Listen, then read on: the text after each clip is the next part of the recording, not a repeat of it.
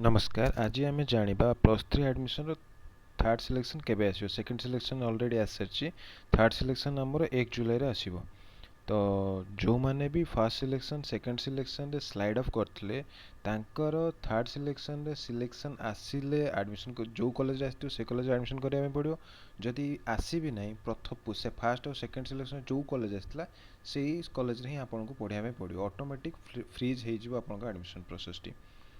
तो आपड़ देखिपे ये आम डेट सब मेंशन होती साम्स वेबसाइट रे। आपड़ एटा क्रोम ब्राउजर ओपन करके साम्स वेबसाइट को चलीगले मिल जापर। आप सब जिन देखिपारे 1 जुलाई देखिपुर आमर 11टा AM रे थर्ड फाइनल राउंड सिलेक्शन आसवाक जाऊँगी।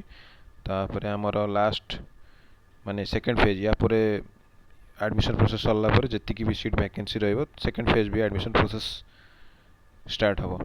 तो ये देखिपे आमर क्लास आरंभ हम 10 जुलाई रु एवं after publication of instant and supplementary result second phase admission process shall be started. आपन इंस्टेंट एग्जाम रिजल्ट आसला स्टार्ट हो। धन्यवाद। जय हिंद।